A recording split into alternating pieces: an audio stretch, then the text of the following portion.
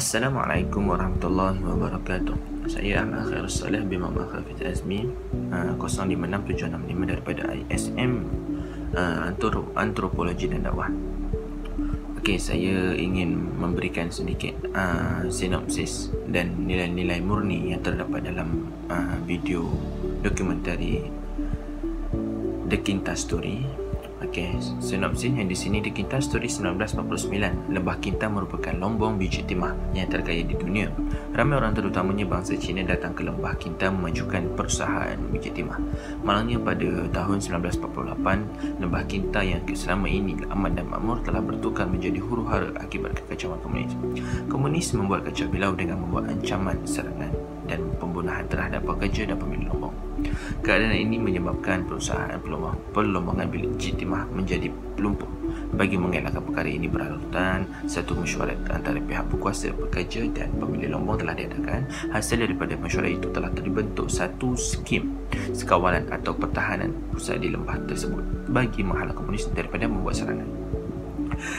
Atas kerjasama penduduk, pelombong dan pihak berkuasa, skim ini telah berjaya menghapuskan kekacauan komunis. Pekerja lombong biji timah hidup dalam keadaan aman dan damai. Sementara itu, aktiviti pelombangan dapat dijalankan semula dan terus maju di Malaysia. Okay, antara nilai murni yang terdapat dalam dokumentari ini adalah yang pertamanya bijaksana, yang kedua keamanan dan kedamaian, yang ketiganya semangat kemasyarakatan, dan keempat gigih, kelimanya kerjasama, dan terakhir kerajinan.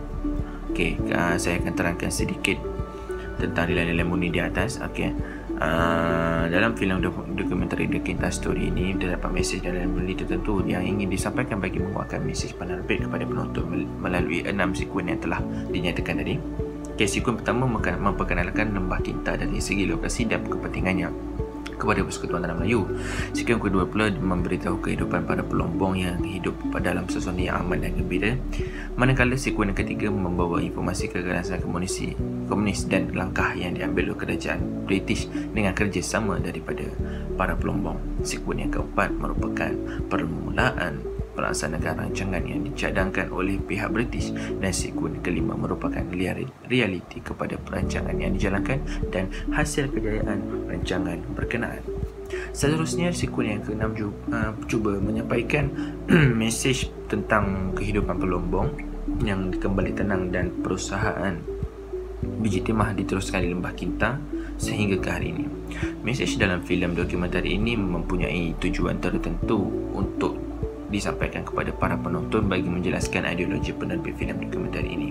Mesej dalam filem ni juga dalam filem dokumentari ini boleh diperoleh dalam dua cara, iaitu secara suara latar dan visual yang dipaparkan. Okey, nilai yang pertama ingin memberitahu penonton bahawa kerja memproses biji timah di Lembah Kinta memerlukan banyak peralatan, dan nilai kedua pula membawa mesej pekerjaan melombong adalah pekerjaan yang digemari oleh para pelombong dan mereka hidup dalam keadaan yang selesa.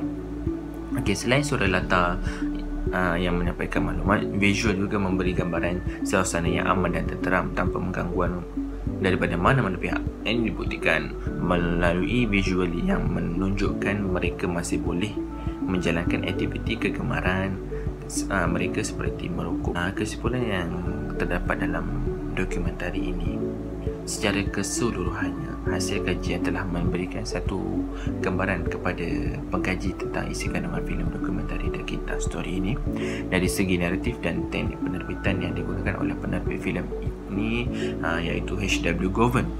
Hasil yang diperoleh dari segi teknik naratif adalah melalui latar filem, plot dan cerita filem, grafik dalam filem, mesej yang ingin disampaikan, setting dalam filem serta busana dan solekan. Teknik naratif dan penerbitan yang digunakan dalam filem dokumentari ini telah berjaya membawa mesej yang ingin disampaikan, iaitu sebagai sebuah filem dokumentari propaganda untuk mendapat sokongan rakyat untuk menghapuskan ancaman komunis. Melalui analisis naratif dan penerbitan filem dokumentari ini, The Kintas Story 1949 telah memberi banyak sangat mesej dan nilai-nilai murni kepada penontonnya.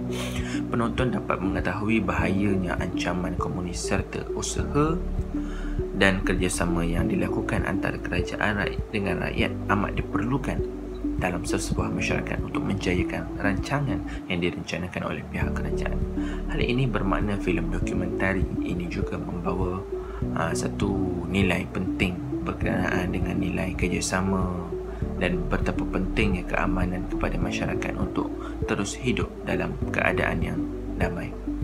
Dalam pada yang sama juga, secara tidak langsung, filem negara Malaysia juga dilihat sebagai sebuah organisasi atau badan yang menjadi ejen dalam berusaha untuk menyedarkan masyarakat pada masa itu mengenai bahayanya pengganas komunis ini. Sekian daripada saya. Assalamualaikum.